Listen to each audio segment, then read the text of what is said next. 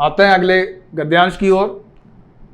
2 साल तक हवलदार साहब अपने काम के सिलसिले में, काम के कारोबार से संबंधित उस कस्बे से गुजरते रहे और नेताजी की मूर्ति में बदलते हुए चश्मों को देखते रहे। कभी गोल चश्मा होता तो कभी चौकोर, कभी लाल, कभी काला, कभी धूप का चश्मा, कभी बड़े कांचों वाला गोगो चश्मा। ये चश्मों के प्रकार दिए हैं, तरह तरह के बदल बदल के वो लगा देता था बोस जी की प्रतिमा मूर्ति के ऊपर। पर कोई ना कोई चश्मा होता जरूर उस धूल भरी यात्रा में। यहाँ पे कोई पे एक ही मात्रा मिसप्रिंट हो गई है। जरूर उस धूल भरी यात्रा में हवलदार साहब को कौतुक और प्रफुल्लता के कुछ क्षण देने के लिए वो बड़े खुश हो जाते थे। धूल भरी यात्रा थी, वो खुश हो जाते थे। उस मूर्ति को निहार करके उन्हें आनंद मिलता था हवलदार साहब को। फिर एक बार ऐसा हुआ कि मूर्ति के चेहरे पर कोई भी कैसा भी चश्मा नहीं था। एक दिन क्या देखा कि मूर्ति के चेहरे पे एक भी चश्मा नहीं था। उस दिन पान की दुकान भी बंद थी, चौराहे की अधिकांश दुकानें बंद थी। पान की दुकान बंद, चौराहे की अधिकांश दुकानें बंद थी और मूर्ति पे भी चश्मा नहीं था। अगली बार भी मूर्ति की आंखों पर चश्मा नहीं था। हवलदार साहब ने पान खाया और धीरे से पान वाले से पूछा, क्यों भाई, क्या बात है? आज तुम्हारे नेताजी की आंखों पर चश्मा नहीं है? आज तुम्हारे नेताजी की आंखों पे चश्मा नहीं लगा? कौन उतार के ले गया? कहाँ गया चश्मा? पान वाला उदास हो गया। उसने पीछे मुड़कर मुंह का पान नीचे थूका, पीक थूकी और सिर झुकाकर अपनी धोती के सिरे से, पहले के लोग धोती पहनते थे, धोती कुर्ता, धोती के सिरे से आंखें पोंछता हुआ बोला, साहब कैप्टन मर गया। वो कैप्टन अब है नहीं, दुनिया में नहीं, चला गया, जो चश्मा लगाया करता था। दुख भरे स्वर में उसने कहा। और कुछ नहीं पूछ पाए हवलदार साहब, कुछ भी नहीं पूछा उन्होंने, चुप रह गए, खामोश रह गए। कुछ पल चुपचाप खड़े रहे, फिर पान के पैसे चुकाकर जीप में आकर बैठ गए और रवाना हो गए। बार बार सोचते क्या होगा उस कौम का। बड़ी महत्वपूर्ण पंक्तियां हैं बेटा, बहुत ज्यादा महत्वपूर्ण गद्यांश है ये, ध्यान रखना। क्या होगा उस कौम का जो अपने देश की खातिर घर गृहस्थी, जवानी, जिंदगी सब कुछ होम देने वालों पर भी हंसती है और अपने लिए बिकने के मौके ढूंढती है। बहुत अच्छी पंक्तियां हैं, अंडरलाइन कर लें। यही इस पाठ का सारांश है। कमेंट किया है लेखक ने, व्यंग किया है। आज हम सभी मोबाइल, लैपटॉप, एंड्रॉयड मोबाइल में लगे रहते हैं, अपने जीवन में मस्त हैं, खाओ पियो सो जाओ, मस्त है। किसी को देश की फिक्र है, चिंता है? 600 सालों तक मुगलों का गुलाम रहा हमारा देश, 200 सालों तक अंग्रेजों का गुलाम रहा, 800 सालों तक गुलाम रहा। आज़ादी 47 में मिली। 70-75 सालों में ही हम इतने बौराने लगे, इतने हम उकता गए हैं कि हमसे आज़ादी संभल नहीं रही। देशभक्ति दिलों से निकल गई है ना। हिंदी हमारी राष्ट्रभाषा है। अभी हम इस टॉपिक को यहीं थोड़ा विराम देंगे। आपसे एक बात करना चाहते हैं बच्चों। पूरे विश्व में एक ऐसा देश हमारा देश ही है जिसकी अभी तक अपनी कोई राष्ट्रभाषा नहीं है। ये बात रियल है, सच है। ये दिखावटी रूप से राष्ट्रभाषा है हिंदी, बनावटी रूप से। दिल से नहीं मानी अभी तक किसी ने, और न संवैधानिक रूप से है अभी। ये मौखिक है, ओरली है राष्ट्रभाषा। और कोई भी देश बिना अपनी भाषा के तरक्की नहीं कर सकता। भारतेंद्र हरिश्चंद्र जी ने ठीक ही कहा है, निज भाषा उन्नति अहै, सब उन्नति को मूल, बिन निज भाषा ज्ञान के मिटत नहीं को शूल। सारी उन्नतियों का जो मूल है, जो सार है, वो अपनी भाषा में ही तरक्की करना है। बिना अपनी भाषा के ज्ञान के हृदय का कांटा नहीं निकलता। आज हम विदेशों में जाते हैं, वहां भी गिटपिट करते हैं, अपने देश में भी गिटपिट करते हैं। आज विदेशी नेता यहां आते हैं तो वो अपनी ही भाषा बोलते हैं, अपने देश में भी अपनी ही भाषा बोलते हैं। आज जापान बढ़ा तो जापानीज के कारण, अमेरिका बढ़ा तो अमेरिकन के कारण, इंग्लैंड बढ़ा तो अपनी वहाँ की अपनी लैंग्वेज के कारण। सब देश अपनी भाषा के कारण ही तरक्की पे हैं, लेकिन हम अपनी भाषा को, अपनी मातृभाषा को, अपनी नेशनल लैंग्वेज जिसे नाम दिया है, डाउन टोडन कर रहे हैं, पददलित कर रहे हैं, कुचल रहे हैं। माफ करना, एनसीईआरटी हो चाहे सीबीएसई बोर्ड हो, केंद्रीय पाठ्यक्रम कहलाता है, सेंट्रल, लेकिन हिंदी का अपमान बहुत करता है। हिंदी आप लोगों के यहाँ सीबीएसई में वैकल्पिक हो जाती है, अनिवार्य नहीं रहती। पढ़ो तो ठीक, ना पढ़ो तो ठीक। सीबीएसई स्कूल्स में, हाई फाई स्कूल्स में, इंग्लिश मीडियम स्कूल्स में हिंदी बोलने पे बच्चों को अपमानित किया जाता है, उन्हें एक्टिविटीज से बाहर कर दिया जाता है 7 डेज के लिए या 1 मंथ के लिए। हर्जाना देना होता, पेनल्टी ठुकती उन पे। क्या दोष है? अपनी राष्ट्रभाषा को भूल गए इसलिए। राम जी तो राम बने हैं अवधि बोल के, अवधि बोलते थे। तुलसीदास जी ने अवधि में रामचरितमानस लिखी है। पूरी दुनिया रामचरितमानस को माथे से, सीने से लगाती, मस्तक से लगाती। अवधि बोलते थे राम जी। कन्हैया जी ब्रज भाषा बोलते थे, अपने गांव देहात की भाषा ब्रज बोलते थे। सूर का सूर सागर चमका, ब्रज के कारण ही चमका है। सूरदास जी ने ब्रज के छंद लिखे। क्यों, क्या बुरा है? अगर हम गांव की भाषा बोलते हैं, मातृभाषा बोलते हैं, जो हमारी माँ भाषा बोलती है वो बोलते हैं, तो इसका बोलना स्कूल्स में बैकवर्डनेस की निशानी मानी जाती है। पिछड़ा है, गांव का है, गांव की भाषा बोल रहा, गंवार है, अनपढ़ है, ये शब्द बच्चों को सुनने पड़ते हैं। क्यों भाई? हम अपनी मातृभाषा बोल रहे हैं और हिंदी बोलने पे उन पे हर्जाना पेनल्टी ठुकती है। Hindi not allowed. तो क्या हम ब्रिटिशर हो गए, काले अंग्रेज हो गए? क्या हम इंग्लैंड जैसे जॉर्ज और विलियम और जेम्स बन जाएंगे? अपनी चमड़ी गोरी कर लेंगे? ना रहेंगे घोड़े, ना रहेंगे गधे, खच्चर हो जाएंगे। हमारी संस्कृति पूजनीय है, हमारी धरोहर विरासत पूजनीय है, हमारी हिंदी भाषा प्रथम पूजनीय है, और जिस शब्द में राष्ट्रीय जुड़ गया वो पूजनीय है। चाहे राष्ट्रगान हो, चाहे राष्ट्रीय पशु हो, चाहे राष्ट्रीय पक्षी हो, चाहे राष्ट्रीय भाषा हो, पूजनीय है, प्रथम वंदनीय है। सामान्य तौर से कई बोर्ड्स में जब बोर्ड एग्जाम लगते हैं ना, तो यूपी बिहार आज भी सम्मान करते हैं, पहला पेपर हिंदी का ही लेते हैं। स्कूल्स में टाइम टेबल में पहला पीरियड हिंदी का ही लगता है, सेकंड पीरियड इंग्लिश का लगता है। कई जगहों पे बोर्ड क्या करते हैं, पहला पेपर इंग्लिश का, बाद में हिंदी और सब्जेक्ट्स। टाइम टेबल में पहले ही इंग्लिश का पीरियड या पहले ही मैथ साइंस और पीरियड्स। हिंदी का कब आता है? 8वां पीरियड, 7th पीरियड। क्यों भाई? हिंदी अपनी मातृभाषा है, मां का ही असम्मान करोगे, आगे सफल नहीं हो पाओगे। गूंगे बहरे क्यों नहीं हुए फिर? बोलते क्यों हो हिंदी? हिंदी बोलते हो ना, जब बच्चा बोलना सीखता है। हिंदी हमें भाषा विचारों की अभिव्यक्ति का माध्यम है। तो फिर जानवर हो जाओ, बोलो ही मत मुख से, एक शब्द भी ना निकालो। सारे काम तो कर रहे हो अपनी भाषा में और महत्व दे रहे हो किसी और को। सबसे पहले भारत माता के माथे की बिंदी हिंदी को महत्व, वंदनीय, पूजनीय है और दिल से राष्ट्रभाषा बनाया जाना चाहिए।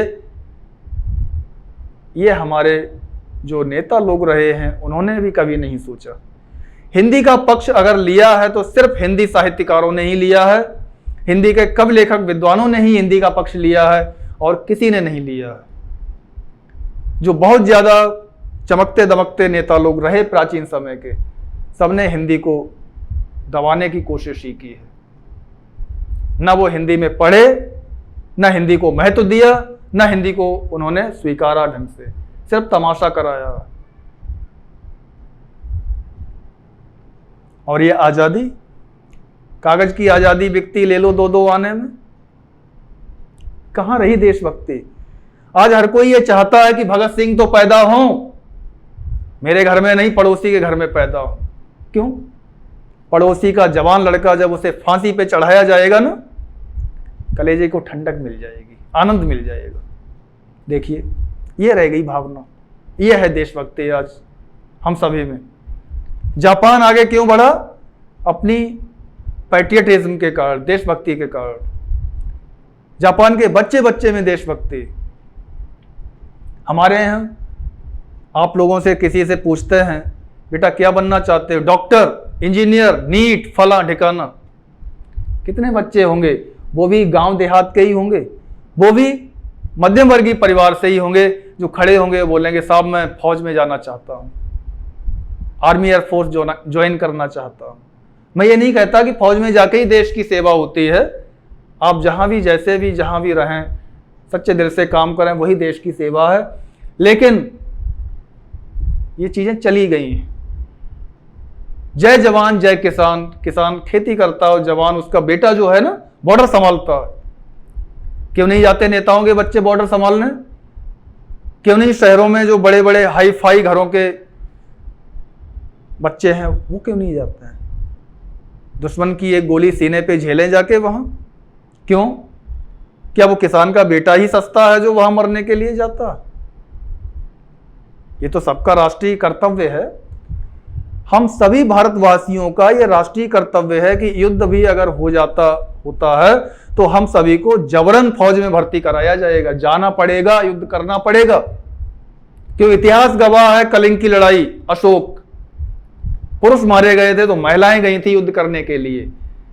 क्योंकि जब राष्ट्र ही नहीं होगा तो हमारा क्या वजूद होगा, हमारा क्या अस्तित्व होगा? महिलाएं, बच्चे सब युद्ध करने के लिए गए थे अशोक से, कलिंग का युद्ध। राष्ट्र पहले, मस्तक राष्ट्र पे न्यौछावर होना चाहिए, देशभक्ति दिल में होनी चाहिए, राष्ट्र के प्रति सम्मान का भाव होना चाहिए। पूरे पूरे दिन आजादी के गीत गाए जाते थे, कितना आनंद आता था स्कूलों में, मजे आते थे, उत्साह रहता था। 15 अगस्त आ रही, 26 जनवरी आ रही, आनंद आता था। अब क्या रह गया उत्साह? विद्यालय वाले ही, स्कूल वाले ही नहीं मनाते हैं।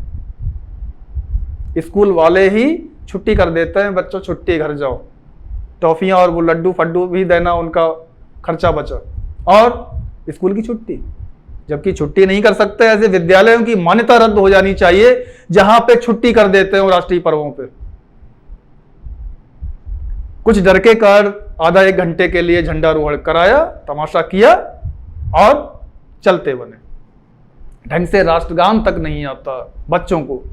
कई विद्यालयों में मॉर्निंग असेंबली में राष्ट्रगान नहीं गवाया जाता। बच्चे क्या सीखेंगे राष्ट्रगान?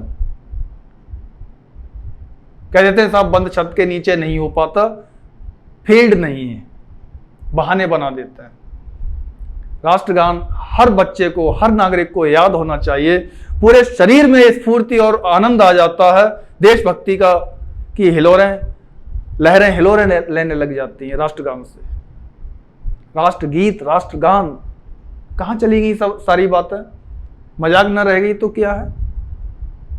आज की नई पीढ़ी को मोबाइल दे दो, सबको एंड्रॉयड, और देश गुलाम हो जाए ना, तो सब ये कहेंगे भैया ऐसा ही बना रहे, ये वर्षों तक गुलाम रहे। क्यों? हम तो आराम से लैपटॉप, मोबाइल और उसमें फेसबुक और उसमें व्हाट्सएप पे लगे हुए हैं। हम तो अंधे लूले लंगड़े बहरे हो गए। क्यों? गुलामियत भर गई, दास्ता भर गई माइंड में, हमारे दिमागों में।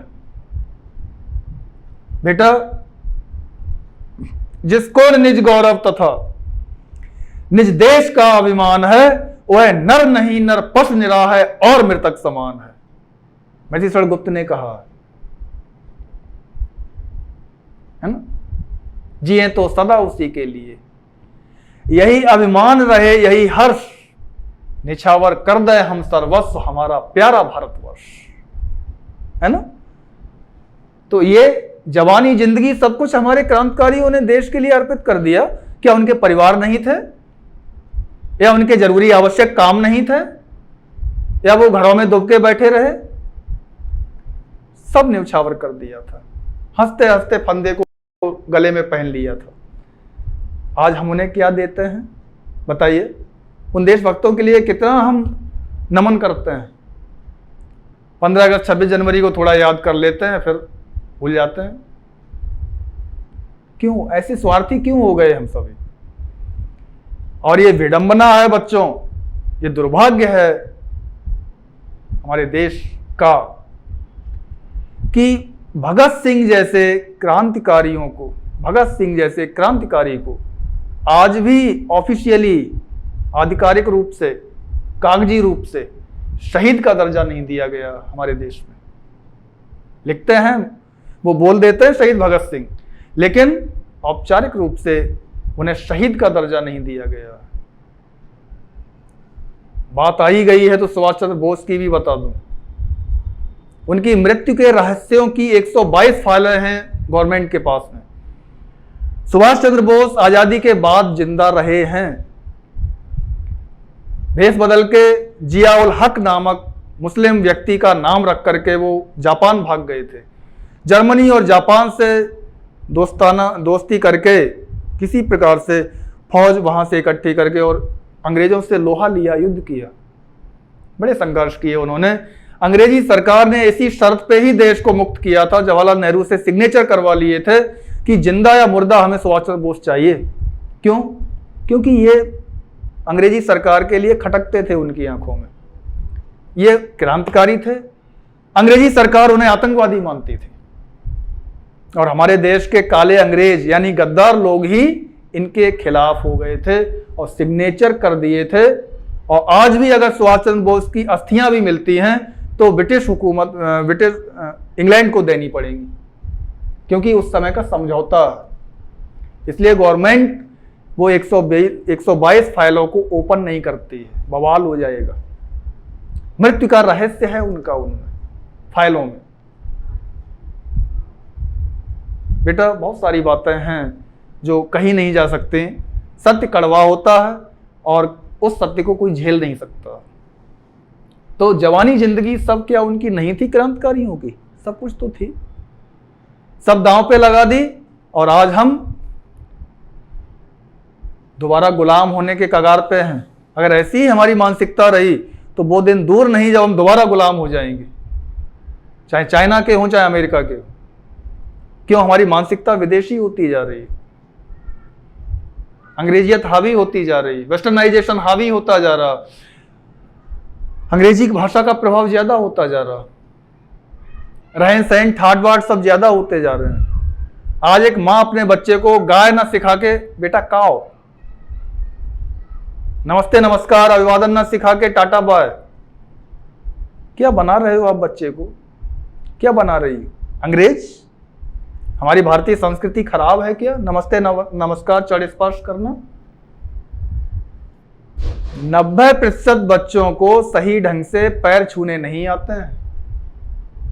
आप लोग छूते होंगे, ढंग से झुकते नहीं, ढंग से दोनों पैर टच नहीं करते, मस्तक से नहीं लगाते। कौन झुके? कमर में दर्द होता, घुटने छुए और यहां लगा लिए हैं?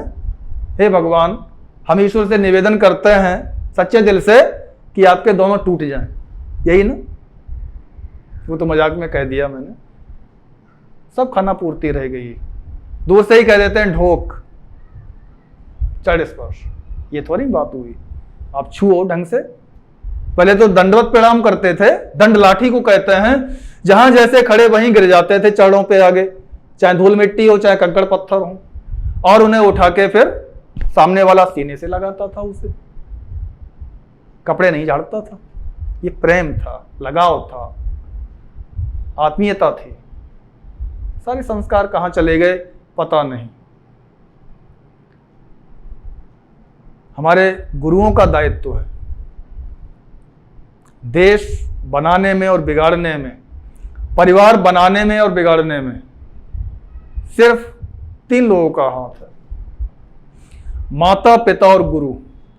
ये जैसा नेतृत्व करते हैं, गुरु राष्ट्र बनाता है, माता पिता परिवार का नेतृत्व करते हैं, संस्कार डालते हैं बच्चे में। और जब हमारे वृद्धजनों में, बड़े बूढ़ों में ही संस्कार का अभाव हो जाए तो फिर क्या हो। बच्चों को अच्छी बातें बताने के बजाय दिन भर ताश खेलते बैठे मिल जाएंगे। मैं कमेंट नहीं करता, पहले वाली बात नहीं रही है। जो बाबा दादी बच्चों को संस्कार देते थे, कितनी अच्छी बातें बताते थे, बताते हैं, कईयों को मतलब ही नहीं होता। कहां जमाना चला गया, स्वार्थी हो गए। किसी का दुष्यंत कुमार जी ने बड़ा अच्छा लिखा, मेले में खोए होते तो कोई घर पहुंचा जाता, हम तो घर में खोए हैं, कैसे ठौर ठिकाने आएंगे। खैर, बहुत चर्चा हो गई, बातें हो गई। अब आ जाइए अपने मुख्य विषय पे। जवानी जिंदगी सब कुछ होम देने वालों पर भी हंसती है और अपने लिए बिकने के मौके ढूंढती है। बिक जाना चाहती है जनता। दुखी हो गए, 15 दिन बाद फिर उसी कस्बे से गुजरे। कस्बे में घुसने से पहले ही ख्याल आया कि कस्बे की हृदय स्थली में सुभाष की प्रतिमा अवश्य ही प्रतिष्ठापित होगी, लेकिन सुभाष की आंखों पर चश्मा नहीं होगा। ये सोचा कि चश्मा नहीं होगा, मूर्ति तो होगी वहीं, क्योंकि मास्टर बनाना भूल गया और कैप्टन मर गया। वो कैप्टन चला गया। ये जो डॉट डॉट है, इसका मतलब है सोच रहे हैं, झिझकते हुए कह रहे हैं, अटकते हुए कह रहे हैं, चश्मा नहीं हुआ क्योंकि मास्टर बनाना भूल गया और कैप्टन मर गया। सोचा आज वहां रुकेंगे नहीं, पान भी नहीं खाएंगे, मूर्ति की तरफ देखेंगे भी नहीं, सीधे निकल जाएंगे। ड्राइवर से कह दिया चौराहे पर रुकना नहीं आज। सोचा दुख होगा, मूर्ति की तरफ देखेंगे, मूर्ति बिना चश्मे की होगी। ड्राइवर से कहा सीधे निकल जाना, रुकना नहीं वहां पे। इस प्रकार से वो कहते हुए वहां से चल देते हैं। बहुत काम है, पान आगे खा लेंगे, कहीं खा लेंगे, लेकिन आदत से मजबूर आंखें चौराहे आते ही मूर्ति की तरफ उठ गईं। आदत से आंखें मजबूर थीं, जैसे ही चौराहा आया वैसे ही मूर्ति की तरफ वो निहारने लग जाते हैं, क्योंकि बार बार वो देखते थे, उनकी आदत पड़ गई थी हवलदार साहब की। कुछ ऐसा देखा कि चीखे, रोको, एकदम चीख निकल पड़ी उनकी। ठहरो, रुको, एकदम बोले। जीप स्पीड में थी, तेज थी। ड्राइवर ने जोर से ब्रेक मारे, ब्रेक लगाई। रास्ता चलते लोग देखने लगे कि क्यों चीख रहे हैं हवलदार साहब। जीप रुकते न रुकते हवलदार साहब जीप से कूदकर तेज तेज कदमों से मूर्ति की तरफ लपके। जब तक जीप रुकी धीरे, तब तक वो कूद पड़े और एकदम लपकते हुए तेजी से चलते हुए मूर्ति की तरफ गए। उसे देखा, निहारा और उसके ठीक सामने जाकर अटेंशन में खड़े हो गए। सावधान मुद्रा में, अटेंशन में, एकदम सीधे मूर्ति के सामने खड़े हो जाते हैं। मूर्ति की आंखों पर सरकंडे से बना छोटा सा चश्मा रखा हुआ था। गांव देहात में एक घास होती है जिसे पतेल कहते हैं, कूचा या झाड़ू बनाते हैं उसका। उसमें सैंठा होता है, डंडी होती है उसके, वो बैठने के वो स्टूल टाइप के भी बनाते हैं। तो गांव में बच्चे उसे चीर करके उसके खेल खिलौने बनाते हैं, तो वो मुड़ जाती है, फोल्ड हो जाती है। तो उसका चश्मा बना के उनकी आंखों पे किसी बच्चे ने लगा दिया था। जैसा बच्चे बना लेते हैं, बच्चे बनाते हैं सरकंडे की घास के खिलौने वगैरह। हवलदार साहब भावुक हैं, हवलदार साहब बहुत ज्यादा भावुक हो जाते हैं, बड़े ही गदगद हो जाते हैं, खुश हो जाते हैं, रुआसे हो आते हैं। देखो बच्चे की भावना, मूर्ति को नंगा नहीं रखा, मूर्ति की आंखों पे चश्मा लगा दिया। वो परंपरा उसने, बच्चे ने निभाई। उन्हें लगा कि हमारे देश से देशभक्ति अभी गई नहीं है ना। ओरिजिनल चश्मा सही, घास फूस का ही लगा दिया, लगा तो है ना कम से कम। इतनी सी बात पर उनकी आंखें भर आई, रुआसे हुए। अच्छा लगा, कैप्टन नहीं है, चला गया, किसी बच्चे ने ही लगा दिया और ये परंपरा निभाई। कम से कम सरकंडे की घास का ही बना हुआ चश्मा आंखों पे लगा था।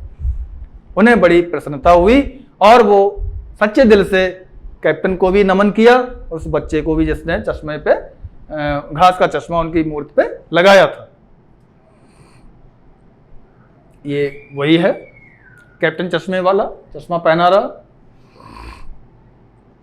ये तरह तरह के चश्मे रखता था, बेचता था। इस प्रकार ये पाठ से संबंधित है।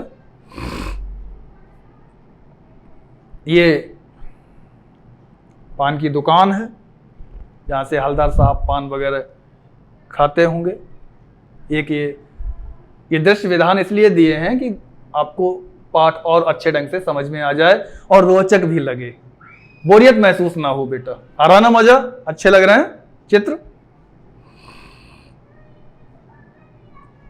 अब आते हैं सारांश की ओर। 2 वर्षों तक हवलदार साहब वहां से गुजरते रहे और नेताजी की मूर्ति पर लगे चश्मे को निहारते रहे। तरह तरह के रंग बिरंगे फ्रेम वाले चश्मों को देख वे आश्चर्य में पड़ गए।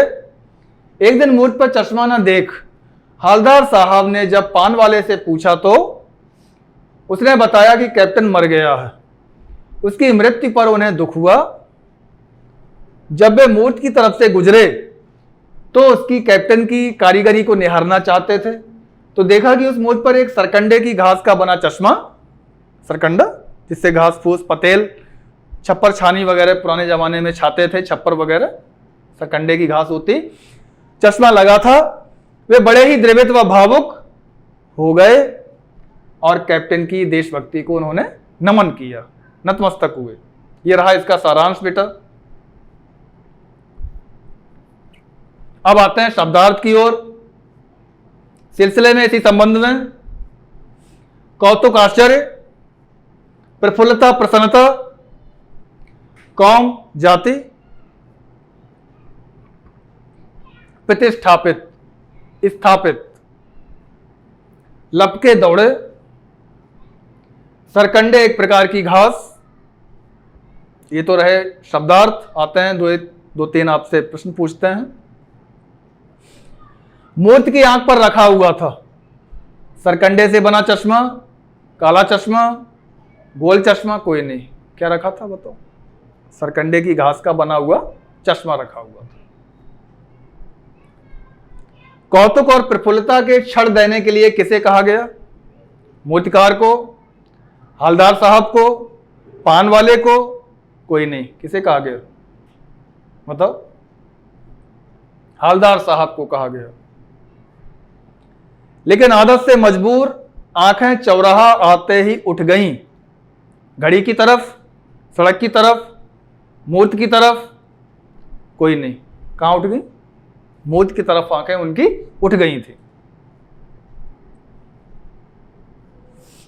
अब बच्चों हम बढ़ते हैं अभ्यास प्रश्नों की तरफ। अभी तक हमने पाठ पढ़ा, उसका गद्यांश की व्याख्या की, सारांश पढ़ा, शब्दार्थ देखे। अब आते हैं प्रश्नों की ओर। अभ्यास प्रश्न एवं उनके उत्तर। सेनानी न होते हुए भी चश्मे वाले को लोग कैप्टन क्यों कहते थे? सेनानी न होते हुए भी चश्मे वाले को लोग कैप्टन व्यंग में कहते थे। वह कभी भी नेताजी का सैनिक नहीं रहा। वह बेहद बूढ़ा और मरियल सा था, लेकिन देशभक्ति के जज्बे से भरपूर था। वह सुभाष चंद्र बोस का अत्यधिक सम्मान करता था। हवलदार साहब ने ड्राइवर को पहले चौराहे पर गाड़ी रोकने के लिए मना किया था, लेकिन बाद में तुरंत रोकने को कहा। हवलदार साहब पहले मायूस क्यों हो गए थे? आइए इसका उत्तर देखते हैं। हवलदार साहब पान वाले की बात सुनकर दुखी हो गए। वो सोचने लगे कि दुनिया कितनी स्वार्थी है, जहां लोग अपने देश की खातिर सब कुछ बलिदान कर देने वाले लोगों पर भी हंसती है, अपने स्वार्थवश कोई भी समझौता कर बिकने को प्रस्तुत रहती है। ये इसका उत्तर है। मूर्ति पर सरकंडे का चश्मा क्या उम्मीद जगाता है?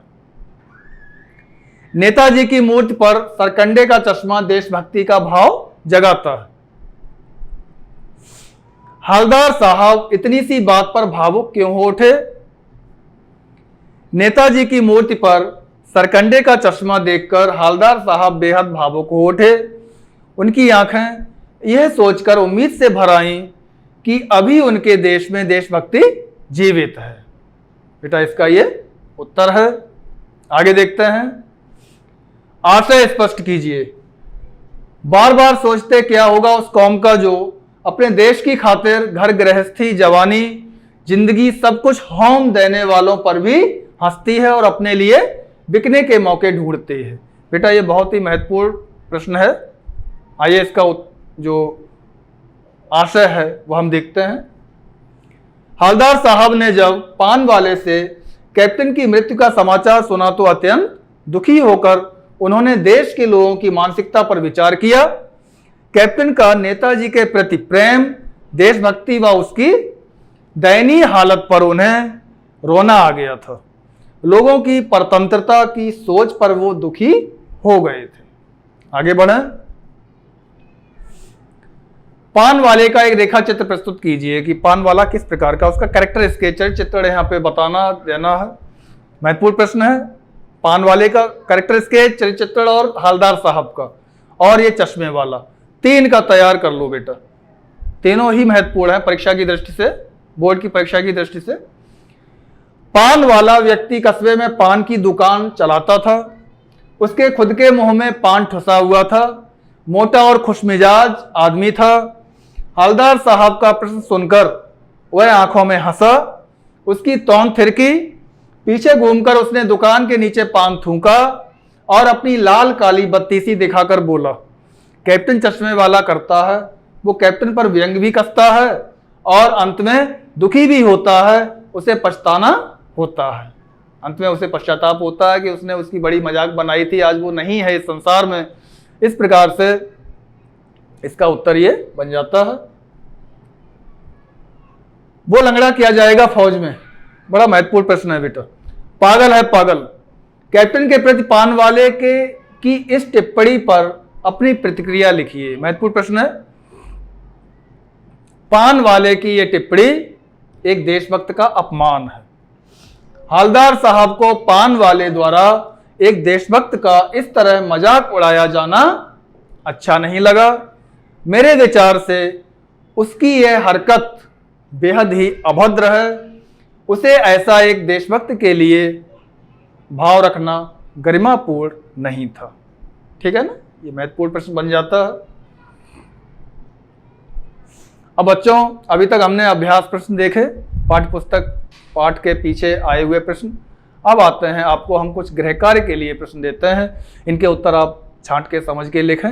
वैसे तो आपको सामने उत्तर भी हम चर्चित करते हैं, अभी बातचीत कर रहे हैं उन उत्तरों की भी। तो पाठ भली भांति आपके मन मानस में बैठ जाएगा। हवलदार साहब कैसे आदमी थे बताओ। ये महत्वपूर्ण पाठ है बेटा, इससे जरूर आएगा बोर्ड में। हवलदार साहब एक भावुक देशभक्त आदमी थे। नेताजी की मूर्ति किसने बनवाई थी? नेताजी की मूर्ति गांव के इकलौते ड्राइंग अध्यापक मोतीलाल जी ने बनवाई थी। नेताजी की मूर्ति को देखते ही हवलदार साहब को क्या याद आने लगता बताओ, क्या याद आने लगा था उन्हें? जैसे ही हवलदार साहब नेताजी की मूर्ति को देखते थे, वैसे ही दिल्ली चलो या तुम मुझे खून दो, मैं तुम्हें आजादी दूंगा का नारा याद आ जाता था। ये सुभाष चंद्र बोस के दो नारे हैं, महत्वपूर्ण हैं। ये बातें उन्हें याद आ जाती थी जैसे ही वो मूर्ति को निहारते थे। बच्चों, भगत सिंह का फोटो हम सभी देख लेते हैं तो शरीर एकदम देशभक्ति से भर जाता है। सुभाष चंद्र बोस को निहारते हैं तो सल्यूट करने का मन करता है। क्यों? क्योंकि ये हमारे लिए प्रेरणा पुंज है, ये ईश्वरीय है, क्योंकि इन्होंने सर्वस्व बलिदान कर दिया था मातृभूमि के लिए। ऐसे दो ही नहीं, असंख्य हुए हैं वीर। वो गाना सुना, ऐ मेरे वतन के लोगों जरा आंख में भर लो पानी, जो शहीद हुए हैं उनकी जरा याद करो कुर्बानी। क्यों? थोड़ी देर के लिए अगर हम इन्हें सच्चा श्रद्धांजलि सच्ची दे देते हैं, भाव प्रसून अर्पित करते हैं, तो हमारा कुछ नहीं बिगड़ जाएगा। लेकिन इनके लिए सच्ची श्रद्धांजलि होगी, हमारे वीर योद्धाओं के लिए, सेनानियों के लिए, क्योंकि सब कुछ बलिदान करके आज उन्होंने हमें ये सुंदर हरी भरी धरा दी है, हमारा देश हमें दिया, आज़ाद फ्रीडम, आज़ादी दी है। और इस आज़ादी का महत्व कब पता लगता है? जब हम गुलामी में होते हैं। उस पक्षी से जो पिंजड़े में बंद है उससे पूछो कि गगन में विचर करना, उड़ना कितना कैसा लगता है। वो क्या जाने, वो तो पिंजड़े में बंद है। और जो रूखी सूखी खा के आसमान में उड़ रहा है मस्त, वो जो बेहग है पक्षी है, आनंदित होते हुए उड़ रहा है। ठीक है।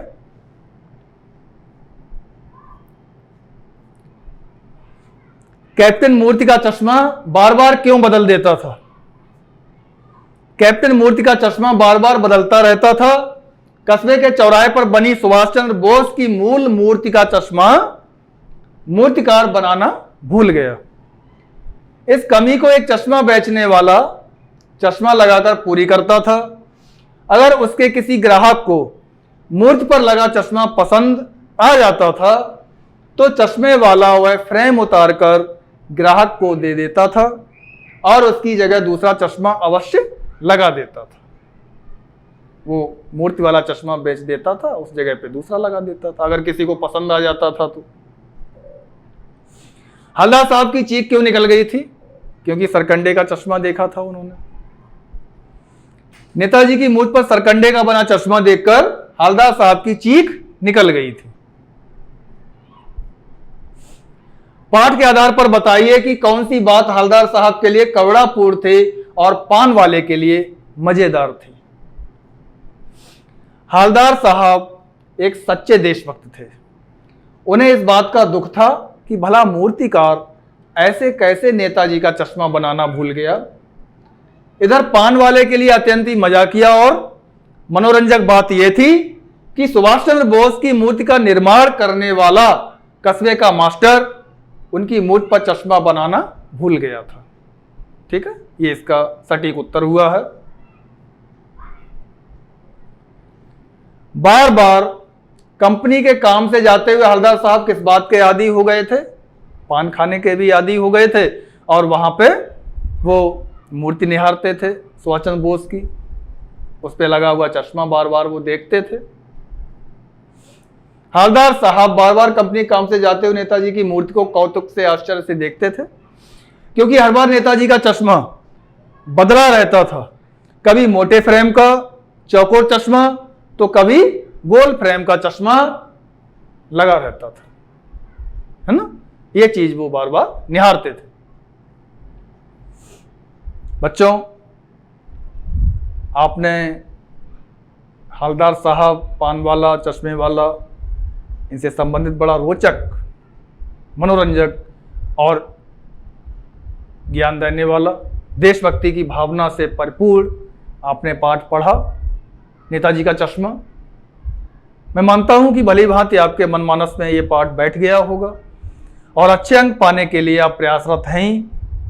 अगर आप दक्षांश एजुकेशन का ऐप डाउनलोड करते हैं, उसे देखते हैं, फेसबुक, इंस्टाग्राम पे आप जाते हैं, आप लाइक शेयर कर सकते हैं, यूट्यूब पे आप उसे देख सकते हैं।